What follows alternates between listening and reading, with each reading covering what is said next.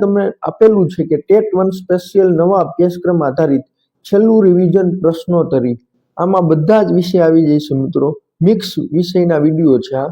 પહેલું છે ખેજરી આંદોલન, તો 1731માં થયું હતું રાજસ્થાનમાં અમૃતા દેવી બિશ્નોઈ નેતૃત્વ હેઠળ, અને તેમાં 363 લોકોના અવસાન થયા હતા. ખેજરી આંદોલન મિત્રો 1731માં થયું હતું, રાજસ્થાનમાં થયું હતું અને અમૃતા દેવી બિશ્નોઈના નેતૃત્વ હેઠળ થયું હતું અને તેમાં 363 લોકોના અવસાન થયા હતા, એટલે મૃત્યુ થયા હતા. ખાસ યાદ રાખજો મિત્રો, 1731 રાજસ્થાનમાં અમૃતા દેવી બિશ્નોઈના નેતૃત્વ હેઠળ અને તેમાં 363 લોકોના અવસાન થયા હતા. ચિલ્કા બચાવો આંદોલન ક્યાં થયું હતું? તો ઓરિસ્સામાં. ચિલ્કા બચાવો આંદોલન ક્યાં થયું હતું? ઓરિસ્સામાં. બલિયા પાલન આંદોલન ક્યાં થયું હતું? ઓરિસ્સા. બલિયા પાલન આંદોલન ક્યાં થયું હતું? ઓરિસ્સા. ચિલ્કા બચાવો પણ ઓરિસ્સામાં અને બલિયા પાલન આંદોલન પણ ક્યાં થયું હતું મિત્રો? ઓરિસ્સામાં. ખેજરી આંદોલન ખાસ યાદ રાખી લેજો, 1731 રાજસ્થાનમાં અમૃતા દેવી બિશ્નોઈના નેતૃત્વ હેઠળ અને તેમાં 363 લોકોના અવસાન થયા હતા, એટલે મૃત્યુ થયા હતા. ચિલ્કા બચાવો આંદોલન ઓરિસ્સામાં થયું હતું, ઓરિસ્સા રાજ્યમાં, અને બલિયા પાલન આંદોલન પણ ઓરિસ્સા રાજ્યમાં થયું હતું. એના પછીનો નેક્સ્ટ ક્વેશ્ચન છે, સાયલેન્ટ વેલી આંદોલન ક્યારે થયું હતું? 1973માં. કયા રાજ્યમાં? કેરળમાં. અને કોના નેતૃત્વ હેઠળ? તો નેતૃત્વ છે સતીશચંદ્ર નાયર. સાયલેન્ટ વેલી આંદોલન 1973માં કેરળમાં થયું હતું અને સતીશચંદ્ર નાયરના નેતૃત્વ હેઠળ. નર્મદા બચાવો આંદોલન 1985માં થયું હતું. મધ્યપ્રદેશ અને ગુજરાત બંને રાજ્યોનો સમાવેશ થાય છે મિત્રો, અને મેઘા પાટકરના નેતૃત્વ હેઠળ આંદોલન થયું હતું. નર્મદા બચાવો આંદોલન ઈસવીસન 1985માં મધ્યપ્રદેશ અને ગુજરાત રાજ્ય વચ્ચે, અને એના નેતૃત્વ હતા મેઘા પાટકર દ્વારા, એનું નેતૃત્વ છે તે કરવામાં આવતું હતું. ચીપકો આંદોલન મોસ્ટ ઇમ્પોર્ટન્ટ મિત્રો, 1973માં થયું હતું ઉત્તરાખંડમાં અને સુંદરલાલ બહુગુણાના નેતૃત્વ હેઠળ. ચીપકો આંદોલન છે તે 1973માં થયું હતું ઉત્તરાખંડમાં અને સુંદરલાલ બહુગુણાના નેતૃત્વ હેઠળ. એપિકો આંદોલન 1983 કર્ણાટકમાં અને પાંડુરંગ હેડગેના નેતૃત્વ હેઠળ. એપિકો આંદોલન મિત્રો 1983માં થયું હતું કર્ણાટક રાજ્યમાં અને પાંડુરંગ હેડગેના નેતૃત્વ હેઠળ છે તે આંદોલન થયું હતું. પાંડુરંગ હેડગે ખાસ યાદ રાખજો મિત્રો. પછી છે ગંગા બચાવો આંદોલન ઉત્તર પ્રદેશમાં અને ગુરુદાસ અગ્રવાલના નેતૃત્વ હેઠળ. મૈત્રી આંદોલન ઉત્તરાખંડમાં અને નેતૃત્વ છે કલ્યાણસિંહ રાવત. પૃથ્વીની સપાટીથી આશરે 32 કિલોમીટરની ઊંચાઈએ કેટલા ટકા હવા સમાયેલી છે? તો 99%. પૃથ્વીની સપાટીથી આશરે 32 કિલોમીટરની ઊંચાઈએ કેટલા ટકા હવા સમાયેલી છે? 99%. વાતાવરણના 4 પેટા પ્રકાર જણાવો. તો અહીંયા 4 આપેલા છે મિત્રો. પહેલું છે ક્ષોભ આવરણ, બીજું છે સમતાપ આવરણ, મધ્યાવરણ અને ઉષ્માવરણ. તો ક્ષોભ આવરણમાં 0 થી 16 કિલોમીટર સુધી, સમતાપ આવરણ છે તે 16 થી 50 કિલોમીટર સુધી, મધ્યાવરણ છે તે 50 થી 80 કિલોમીટર સુધી અને ઉષ્માવરણ 80 થી લઈને 350 કિલોમીટર સુધી આવે છે. આ ખાસ યાદ રાખી લેજો મિત્રો. આમાં તમને MCQ અલગ અલગ રીતે પૂછી શકે કે ક્ષોભ આવરણ છે તે કેટલા કિલોમીટર સુધી આવે છે? તો 0 થી 16 કિલોમીટર, સમતાપ આવરણ 16 થી 50, મધ્યાવરણ 50 થી 80 અને ઉષ્માવરણ 80 થી 350. વાતાવરણમાં કાર્બન ડાયોક્સાઇડનું પ્રમાણ કેટલું છે? તો 0.04%. 0.04%. પૃથ્વીની સપાટીથી આશરે 32 કિલોમીટરની ઊંચાઈએ કેટલા ટકા હવા સમાયેલી છે? 99% મિત્રો, 99%. વાતાવરણના 4 પેટા પ્રકાર જણાવો. તો ક્ષોભ આવરણ 0 થી 16 કિલોમીટર, સમતાપ આવરણ 16 થી 50 કિલોમીટર, મધ્યાવરણ 50 થી 80 કિલોમીટર અને ઉષ્માવરણ 80 થી લઈને 350 કિલોમીટર. વાતાવરણમાં કાર્બન ડાયોક્સાઇડનું પ્રમાણ કેટલું છે? 0.04%. પૃથ્વીની સપાટીનો આશરે કેટલા ટકા ભાગ મૃદાવરણે રોકેલો છે? તો 29%. પૃથ્વીની સપાટીનો આશરે કેટલા ટકા ભાગ મૃદાવરણે રોકેલો છે? 29%. પૃથ્વીની સપાટીનો આશરે કેટલા ટકા ભાગ મૃદાવરણે રોકેલો છે? તો 29%. એના પછી છે પર્યાવરણ સંબંધિત દિવસો. આ ખાસ યાદ રાખજો મિત્રો.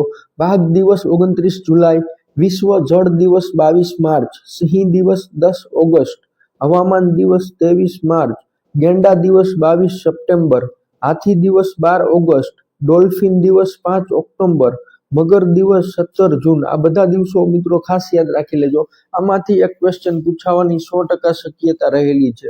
વાઘ દિવસ 29 જુલાઈ, વિશ્વ જળ દિવસ 22 માર્ચ, સિંહ દિવસ 10 ઓગસ્ટ, હવામાન દિવસ 23 માર્ચ, ગેંડા દિવસ 22 સપ્ટેમ્બર, હાથી દિવસ 12 ઓગસ્ટ, ડોલ્ફિન દિવસ 5 ઓક્ટોબર, મગર દિવસ 17 જૂન, ચકલી દિવસ 20 માર્ચ, ચિત્તા દિવસ 4 ડિસેમ્બર, ચિત્તા દિવસ મિત્રો 4 ડિસેમ્બર, પર્યાવરણ દિવસ 5 જૂન, ઓઝોન દિવસ 16 સપ્ટેમ્બર, સમુદ્ર દિવસ 8 જૂન, વેટલેન્ડ દિવસ 2 ફેબ્રુઆરી, વસ્તી દિવસ 11 જુલાઈ, તમાકુ નિષેધ દિવસ 31 મે, વિશ્વ વન દિવસ 21 માર્ચ અને ઉર્જા સંરક્ષણ દિવસ 14 ડિસેમ્બર.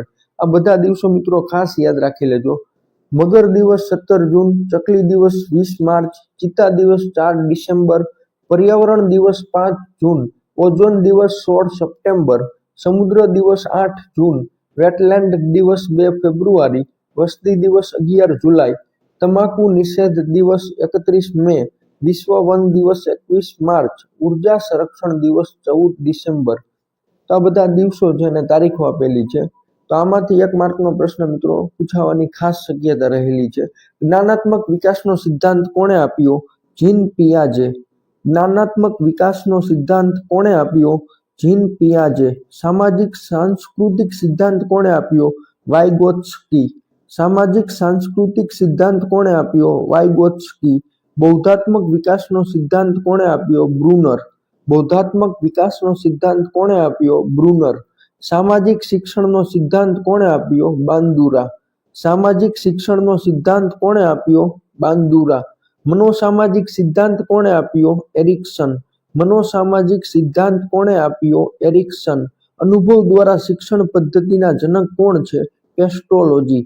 અનુભવ દ્વારા શિક્ષણ પદ્ધતિના જનક કોણ છે? પેસ્ટોલોજી. જ્ઞાનાત્મક વિકાસનો સિદ્ધાંત કોણે આપ્યો? જીન પિયાજે.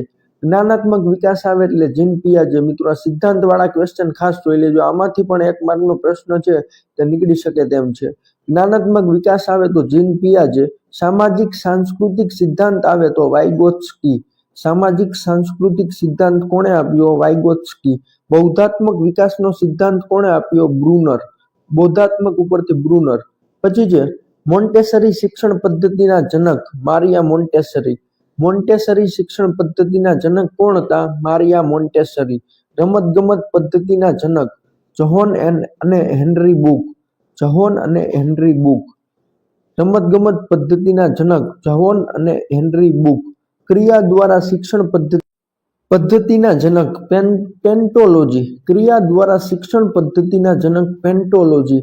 પ્રોજેક્ટ પદ્ધતિના જનક જ્હોન ડ્યુઈ. પ્રોજેક્ટ પદ્ધતિના જનક જ્હોન ડ્યુઈ. સંશોધનાત્મક પદ્ધતિના જનક જેરોમ બ્રુનેઈ.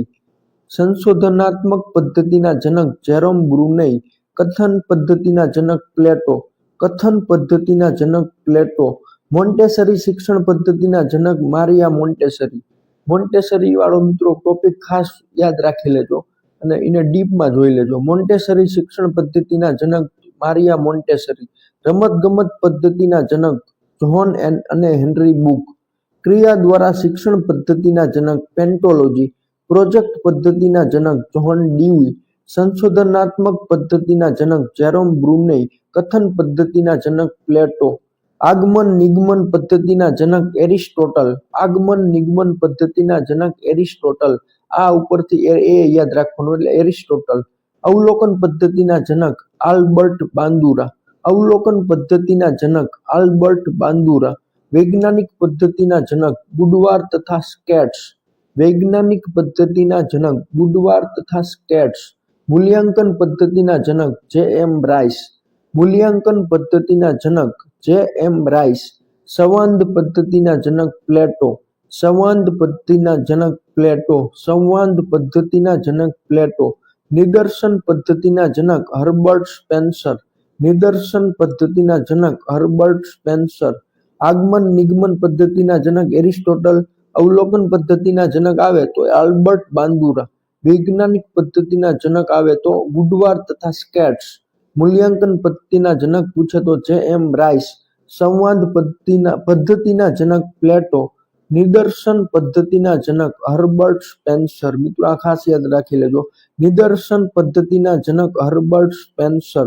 આગમન નિગમન આવે તો એરિસ્ટોટલ, અવલોકન પદ્ધતિના જનક પૂછે તો આલ્બર્ટ બાંદુરા, વૈજ્ઞાનિક પદ્ધતિના જનક પૂછે તો વુડવાર તથા સ્કેટ્સ, મૂલ્યાંકન પદ્ધતિના જનક આવે તો જે.એમ. રાઇસ. આવનારી જે 21 ડિસેમ્બરના રોજ ટેટ 1 ની એક્ઝામ છે, રિવિઝન કરવા માટે પણ આ બધા જ વિડીયો બેસ્ટ છે મિત્રો, તો એકવાર ખાસ કરીને જોઈ લેજો. પછી છે આરપીડબ્લ્યુડી એક્ટ 2016 કેટલા પ્રકારની દિવ્યાંગતા છે તો 21. આરપીડબ્લ્યુડી એક્ટ 2016 કેટલા પ્રકારની દિવ્યાંગતા છે 21. ડિસ્લેક્સિયા બાળકમાં કેવા પ્રકારની ખામી છે તો વાંચનમાં. ડિસ્લેક્સિયા બાળકમાં કેવા પ્રકારની ખામી છે તો વાંચનમાં. જેને ડિસ્લેક્સિયા હોય બાળક, જે બાળકને ડિસ્લેક્સિયા હોય તો તેને વાંચનમાં ખામી રહે છે. ડિસ્ગ્રાફિયા બાળક હોય તો મિત્રો એને લેખનમાં ખામી રહે છે.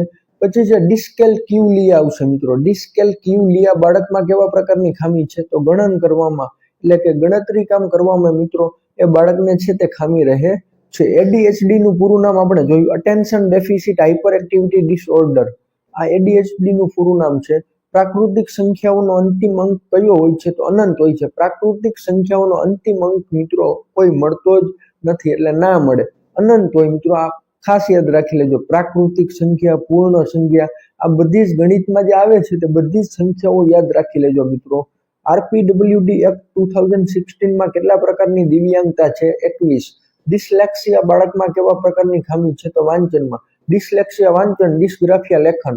લેક્સિયા આવે તો વાંચન, ગ્રાફિયા આવે તો લેખન, ડિસ્કેલ્ક્યુલિયા આવે તો ગણન કરવામાં, એટલે કે ગણતરી કામ કરવામાં.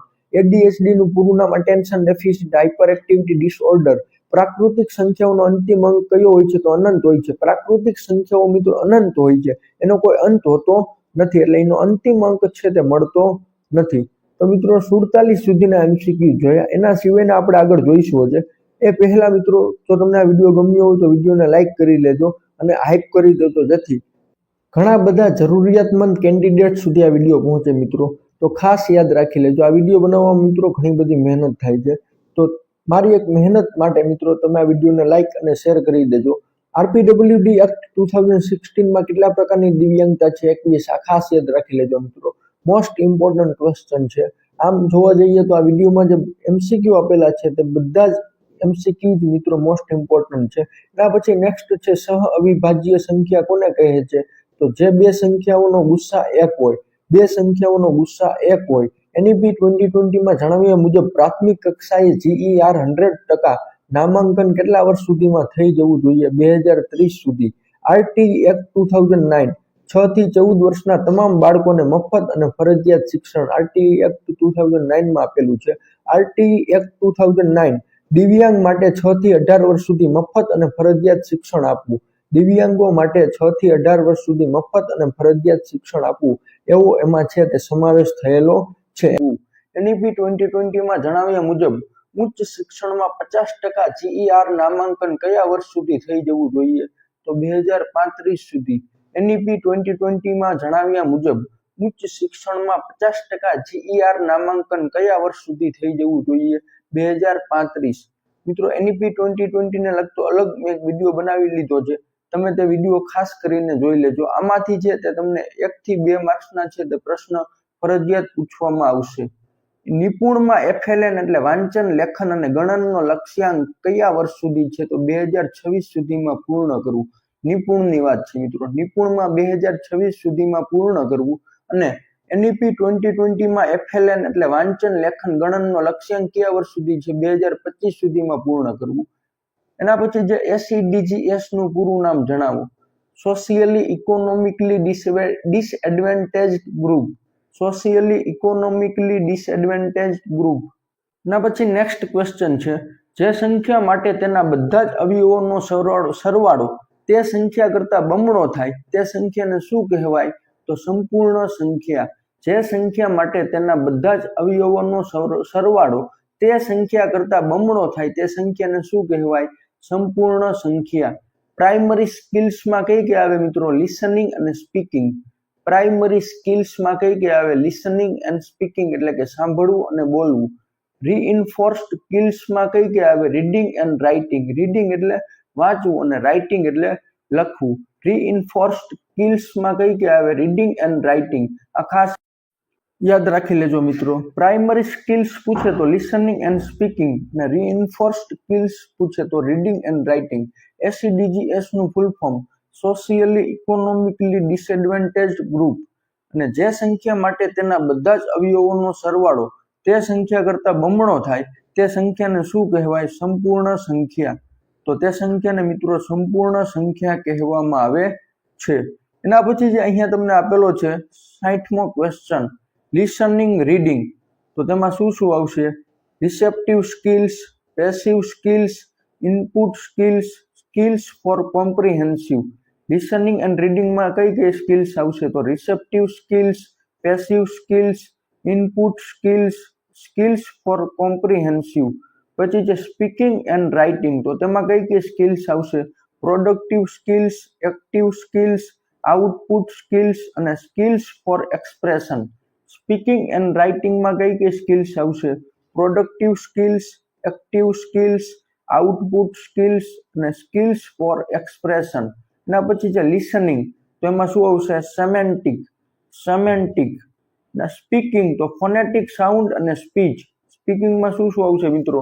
ફોનેટિક સાઉન્ડ એન્ડ સ્પીચ. અને રીડિંગ આપેલું છે તો રીડિંગમાં ફોનેટિક કમ ગ્રાફિક. રીડિંગમાં આવશે ફોનેટિક કમ ગ્રાફિક. લિસનિંગ એન્ડ રીડિંગમાં આપણે જોયું કે receptive skills, passive skills, input skills અને સ્કિલ્સ ફોર કોમ્પ્રિહેન્સિવ. અને સ્પીકિંગ એન્ડ રાઇટિંગમાં કઈ કઈ સ્કિલ્સ આવશે? તો productive skills, active skills, output skills અને સ્કિલ્સ ફોર એક્સપ્રેશન. લિસનિંગ તો સેમેન્ટિક. એના પછી છે સ્પીકિંગમાં શું શું આવશે મિત્રો? ફોનેટિક સાઉન્ડ અને સ્પીચ. અને રીડિંગમાં ફોનેટિક કમ ગ્રાફિક. આ બધા જ MCQ મિત્રો અંગ્રેજીના છે અને આમાંથી અંગ્રેજીમાં છે તે મોટાભાગના કેન્ડિડેટ્સને પ્રોબ્લેમ પડે છે. તો આ બધા જ MCQ મિત્રો ખાસ જોઈ લેજો. આમાં તમને છે તે દરેક રીતે પ્રશ્ન પૂછવામાં આવી શકે તેમ છે. તો આ બધા જ પ્રશ્નો ખાસ કરીને જોઈ લેજો. અને આના સિવાય મિત્રો અંગ્રેજી વિષયવસ્તુ અને પદ્ધતિશાસ્ત્રના વિડીયો મેં મારી ચેનલના પ્લેલિસ્ટમાં મૂકી દીધા છે. તો તે તમે ખાસ કરીને જોઈ લેજો. તે બધા જ વિડીયો છે તે તમને અંગ્રેજી છે તે સરળ બનાવવામાં ખૂબ જ હેલ્પફુલ થશે. એના પછી છે રાઇટિંગ. તો રાઇટિંગમાં શું આવશે? ગ્રાફિક. રાઇટિંગમાં આવશે ગ્રાફિક. પછી ધોરણ 1ના પાઠ્યપુસ્તકો ગુજરાતી છે નામ કલકલિયો અને પ્રકરણ 15 પેજ 131. આ ખાસ જોઈ લેજો મિત્રો. ગુજરાતી છે એના પાઠ્યપુસ્તકનું નામ છે ધોરણ 1ના નામ કલકલિયો, પ્રકરણ 15 અને પેજ 131. ગણિત છે તો ધોરણ 1નું જે ગણિત છે એનું નામ છે ગણિત ગમ્મત, એમાં પ્રકરણ 13 છે અને પેજ 151. પછી જે ગણિત તો નામ આનંદદાયી ગણિત, પ્રકરણ 13 અને પેજ 131. અંગ્રેજી છે તો નામ અજમાયશી, પ્રકરણ 10 અને પેજ 105. તો ધોરણ 1ના પાઠ્યપુસ્તકો છે આ ખાસ કરીને જોઈ લેજો. ગુજરાતી છે એનું નામ કલકલિયો, પ્રકરણ 15 અને પેજ 131. ગણિત છે તો નામ ગણિત ગમ્મત, પ્રકરણ 13 અને પેજ 151. પછી ગણિત છે બીજું તો નામ આનંદદાયી ગણિત, પ્રકરણ 13 અને પેજ 131. અંગ્રેજી છે તો નામ અજમાયશી છે, પ્રકરણ 10 અને પેજ 105. એટલે અંગ્રેજીનું જે પુસ્તક છે તે અજમાયશી છે. એના પછી જે ધોરણ 2ના પાઠ્યપુસ્તકો તો ગુજરાતી પ્લસ પર્યાવરણ એનું નામ છે કલ્લોલ. બેયમાં પ્રકરણ 10 છે અને પેજ 148.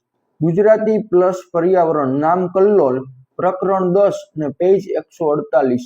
ગણિત પ્લસ પર્યાવરણ નામ કુંજન, પ્રકરણ 7 અને પેજ 76. ગુજરાતી પ્લસ પર્યાવરણ નામ કલ્લોલ છે, પ્રકરણ 10 અને પેજ 148. ગણિત પ્લસ પર્યાવરણ નામ કુંજન, પ્રકરણ 7 અને પેજ 76. ગણિત છે તો એનું નામ છે ગણિત ગમ્મત, પ્રકરણ 15 અને પેજ 128.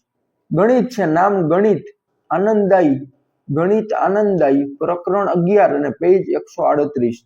અંગ્રેજી છે તો એનું પ્રકરણ 10 છે અને પેજ 138. અંગ્રેજી વિષય છે તો એમાં પ્રકરણ 10 છે એટલે યુનિટ 10 છે અને પેજ 138. તો આ ધોરણ 2ના પાઠ્યપુસ્તકો છે બધા. ધોરણ 1 ના જોયા બધા જ પાઠ્યપુસ્તકોમાંથી મિત્રો 1 થી 2 માર્કના ક્વેશ્ચન છે તે 100% પૂછવામાં આવશે. ગુજરાતી પ્લસ પર્યાવરણ નામ કલ્લોલ પ્રકરણ 10 અને પેજ 148, ગણિત પ્લસ પર્યાવરણ નામ કુંજન પ્રકરણ 7 અને પેજ 76, ગણિત છે તો એનું નામ છે ગણિત ગમ્મત પ્રકરણ 15 અને પેજ 128, ગણિત છે નામ ગણિત આનંદદાયી એટલે આનંદદાયી ગણિત પ્રકરણ 11 અને પેજ 138, અંગ્રેજી છે તો એમાં પ્રકરણ 10 એટલે યુનિટ 10 છે, અંગ્રેજીમાં યુનિટ કહેવાય તો યુનિટ 10 અને પેજ 138. તો ધોરણ 2 ના પાઠ્યપુસ્તકો બધા જ જોયા. ધોરણ 1 ના આપણે 66મો ક્વેશ્ચન જોઈ લીધો. તો એના પછી જે ધોરણ 3 ના પાઠ્યપુસ્તકો તો ગુજરાતી છે એનું નામ કલસોર પ્રકરણ 10 અને પેજ 169, ગુજરાતીનું નામ કલસોર છે પ્રકરણ 10 અને પેજ 169, ગણિતનું નામ છે ગણિત ગમ્મત પ્રકરણ 14 અને પેજ 201, ગણિતનું નામ છે ગણિત ગમ્મત પ્રકરણ 14 અને પેજ 201, અંગ્રેજી છે તો નામ અજમાયશી છે એટલે અજમાયશી પાઠ્યપુસ્તક છે પ્રકરણ 11 અને પેજ 113, ગણિત છે તો અંગ્રેજી છે તો એનું નામ છે અજમાયશી પાઠ્યપુસ્તક પ્રકરણ 11 અને પેજ 113. પછી પર્યાવરણ છે તો એનું નામ છે આસપાસ પ્રકરણ 25 અને પેજ 102, પર્યાવરણનું નામ આસપાસ છે પ્રકરણ 25 અને પેજ 102. ધોરણ 3 ના પાઠ્યપુસ્તકો છે ગુજરાતીનું નામ છે કલસોર અને પ્રકરણ છે 10 અને પેજ 169, ગણિત છે તો એનું નામ છે ગણિત ગમ્મત પ્રકરણ 14 અને પેજ 201. એના પછી છે અંગ્રેજી તો નામ અજમાયશી પ્રકરણ 11 અને પેજ 113, પર્યાવરણ છે તો એનું નામ આસપાસ છે પ્રકરણ 25 અને પેજ 102. એના પછી છે ધોરણ 4 પાઠ્યપુસ્તક તો ગુજરાતી પાઠ્યપુસ્તકનું નામ છે કુહુ પ્રકરણ 10 અને પેજ 187, હિન્દી છે તો એનું નામ છે હિન્દી જ પ્રકરણ 8 અને પેજ છે 45, અંગ્રેજી છે તો એનું નામ અજમાયશી પાઠ્યપુસ્તક છે મિત્રો આ બધા જ પ્રકરણ 10 અને પેજ 121, અંગ્રેજીમાં બધા જ અજમાયશી છે. પછી ગણિત છે એનું નામ છે ગણિત ગમ્મત પ્રકરણ 13 અને પેજ 171, પર્યાવરણ છે તો એનું નામ આસપાસ પ્રકરણ 25 અને પેજ 188. ધોરણ 4 માં આપણે જોયું મિત્રો ગુજરાતીનું નામ છે કુહુ પ્રકરણ 10 અને પેજ 187, હિન્દીનું નામ છે હિન્દી પ્રકરણ 8 અને પેજ 45, અંગ્રેજીનું નામ છે અજમાયશી પ્રકરણ 10 અને પેજ 121, ગણિતનું નામ છે ગણિત ગમ્મત પ્રકરણ 13 અને પેજ 171, પર્યાવરણનું નામ છે આસપાસ પ્રકરણ 25 અને પેજ 188. તો ધોરણ 1, 2, 3 અને 4 ના આપણે પાઠ્યપુસ્તકના નામ પ્રકરણ અને પેજ કેટલા છે એ બધું જ જોયું મિત્રો. આ 5 પ્રશ્નો મિત્રો ખાસ કરીને યાદ રાખી જ લેજો, આમાંથી તમને 2 થી 3 માર્ક્સનું છે તે 100% પૂછવામાં આવશે. એના પછી જે 70મો ક્વેશ્ચન ધોરણ 5 પાઠ્યપુસ્તક ગુજરાતીનું નામ છે કેકારવ પ્રકરણ 10 અને પેજ 186, હિન્દીનું નામ છે તિતલી પ્રકરણ 16 અને પેજ 117, અંગ્રેજીનું નામ છે અજમાયશી પાઠ્યપુસ્તક પ્રકરણ 10 અને પેજ 122, ગણિતનું નામ છે ગણિત ગમ્મત પ્રકરણ 14 અને પેજ 202, પર્યાવરણનું નામ છે આસપાસ પ્રકરણ 23 અને પેજ 213.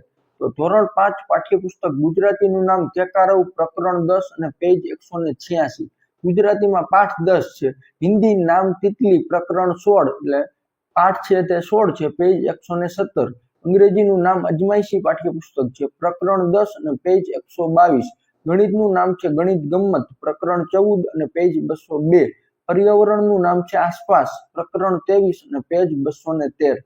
તો આ ધોરણ 1, 2, 3, 4 અને 5 ના પાઠ્યપુસ્તકના નામ પ્રકરણ અને પેજ નંબર જોયા. આ ખાસ ગોખી જ લેજો મિત્રો, આ ખાસ ગોખી લેજો, આમાંથી 2 થી 3 માર્ક્સનું છે તે 100% પૂછવામાં આવશે. પછી જે ડિસ્પ્રાક્સિયા નીચેનામાંથી કઈ ક્ષમતામાં મુશ્કેલી સાથે સંકળાયેલું છે એટલે કઈ ક્ષમતામાં મુશ્કેલી સાથે સંકળાયેલું છે તો 4 અલગ અલગ ઓપ્શન આપેલા હોય તો તેના જવાબમાં આવશે શારીરિક સંકલન અને હલનચલન. ડિસ્પ્રાક્સિયા કઈ ક્ષમતામાં મુશ્કેલી સાથે સંકળાયેલું છે તો શારીરિક સંકલન અને હલનચલન. એના પછી જે સેરેબ્રલ પાલ્સી કયા પ્રકારની દિવ્યાંગતા છે તો શારીરિક દિવ્યાંગતા એટલે મગજ ઈજાગ્રસ્ત થાય છે મિત્રો. એમાં સેરેબ્રલ પાલ્સી કયા પ્રકારની દિવ્યાંગતા છે તો શારીરિક દિવ્યાંગતા છે અને તે મગજ ઈજાગ્રસ્ત થાય છે. એની અસર એવી છે કે મિત્રો જેમાં મગજ છે તે ઈજાગ્રસ્ત થાય. છે. નેક્સ્ટ ક્વેશ્ચન છે language acquisition refers two natural process of learning a language. Natural process of learning a language. ના પછી છે who proposed the concept of language acquisition device એટલે LAD તો ચોમસ્કી. ના પછી છે શિક્ષક કેન્દ્રીય પદ્ધતિઓ કઈ કઈ છે તો કથન પદ્ધતિ, વાર્તા પદ્ધતિ અને જીવન વૃત્તાંત પદ્ધતિ. શિક્ષક કેન્દ્રીય પદ્ધતિઓ કઈ કઈ છે? કથન પદ્ધતિ, વાર્તા પદ્ધતિ અને જીવન વૃત્તાંત પદ્ધતિ. શિક્ષક કેન્દ્રીય પદ્ધતિઓ કઈ કઈ છે તો કથન પદ્ધતિ, વાર્તા પદ્ધતિ અને જીવન વૃત્તાંત પદ્ધતિ. ના પછી છે વિદ્યાર્થી કેન્દ્રીય પદ્ધતિઓ કઈ કઈ છે તો સેમિનાર પદ્ધતિ, પેનલ ચર્ચા પદ્ધતિ, પરિસંવાદ પદ્ધતિ, સ્વાધ્યાય પદ્ધતિ, સમસ્યા ઉકેલ પદ્ધતિ અને પ્રદર્શન પદ્ધતિ. વિદ્યાર્થી કેન્દ્રીય પદ્ધતિઓ કઈ કઈ છે? સેમિનાર પદ્ધતિ, પેનલ ચર્ચા પદ્ધતિ, પરિસંવાદ પદ્ધતિ, સ્વાધ્યાય પદ્ધતિ, સમસ્યા ઉકેલ પદ્ધતિ અને પ્રદર્શન પદ્ધતિ. શિક્ષક વિદ્યાર્થી કેન્દ્રીય પદ્ધતિઓ કઈ કઈ છે તો જૂથ ચર્ચા પદ્ધતિ, નાટ્યીકરણ પદ્ધતિ, પ્રોજેક્ટ પદ્ધતિ, અવલોકન પદ્ધતિ, પ્રયોગશાળા પદ્ધતિ અને આગમન નિગમન પદ્ધતિ. તો આ બધી જ પદ્ધતિઓ છે તે મિત્રો શિક્ષક વિદ્યાર્થી કેન્દ્રીય પદ્ધતિઓ છે. તો મિત્રો પાર્ટ 2 માં આપણે 52 થી લઈને 78 સુધીના MCQ જોયા અને પાર્ટ 1 માં ગઈકાલે આપણે 1 થી લઈને 52 સુધીના મિક્સ MCQ જોયા હતા. તો આ બધા જ MCQ મિત્રો મોસ્ટ ઇમ્પોર્ટન્ટ છે. આમાંથી તમને ઘણા ખરા MCQ છે તે ટેટ 1 ની એક્ઝામમાં આવી શકે તેમ છે. તો આવતા રવિવારે મિત્રો 21 ડિસેમ્બરના રોજ ટેટ 1 ની એક્ઝામ છે. તો ટેટ 1 ની એક્ઝામ માટે સૌ મિત્રોને બેસ્ટ ઓફ લક અને તમે સારામાં સારા સ્કોર કરીને આવો તેવી સૌને શુભેચ્છાઓ. મિત્રો જો તમને આ વિડીયો ગમ્યો હોય તો વિડીયોને લાઇક, શેર તેમજ ચેનલને સબસ્ક્રાઇબ કરવાનું ભૂલશો નહીં અને આવા નવા વિડીયો જોવા માટે મારી ચેનલને સબસ્ક્રાઇબ કરી દેજો.